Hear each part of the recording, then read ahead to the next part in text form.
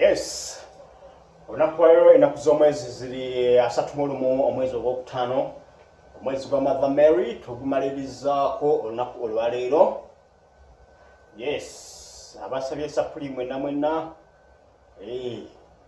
Katonda abalaba, Mother Mary abalaba era agenda kubaako nekyabakolera ekirungi. Ebibye tobira mwawo. Oluyimba lweninawo wano olwaleero babise ndi Mukristu. Oluyimba luno lunyumira nnyo. Nawe njagala okuyimba leero nga omukyala nannyiniddwa bamuyita Namanda. Bannamanda mwena gye muli batumidde.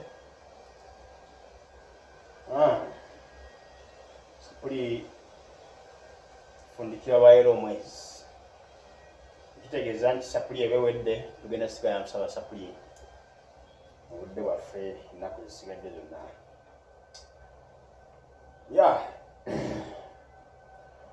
Nkakasa ndi mwana wa Katonda, gwe Sitaani wenna nkwegana.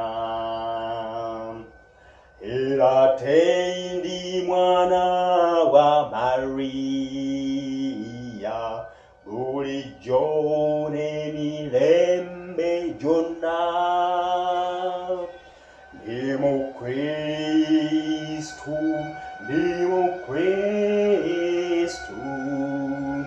Nzikiriza Leero ne Bulijjo.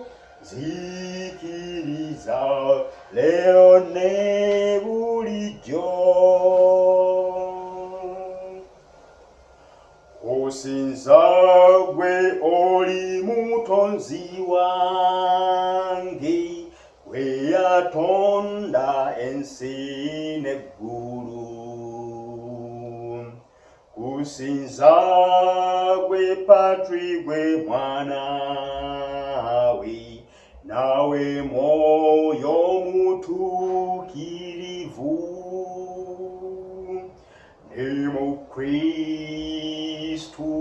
Ndi Mukristu, Nzikiriza Leero ne Bulijjo.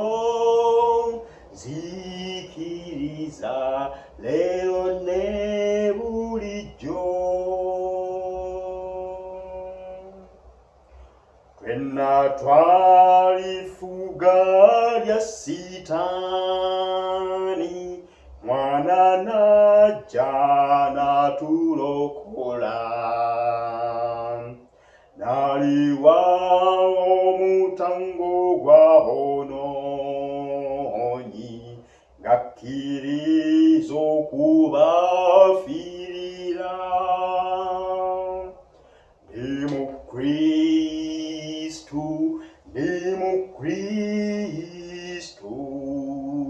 Nzikiriza Leero ne Bulijjo. Nzikiriza Leero ne Bulijjo. Njagala n'ebiragiro byonna Katonda bye yatuteekera. Bikwata n'omwoyo musanyufu, mbere kwe kutuuka mu ggulu. Ndi Mukristu, Nzikiriza Leero ne Bulijjo.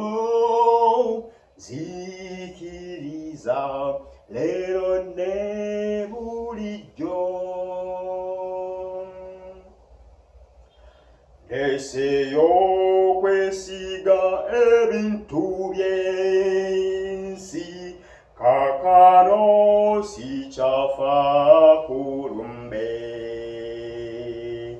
Obanga Yesu ye mulamuzi,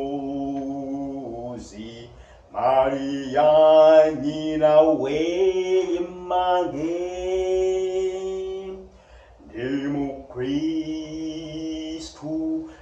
Mukristu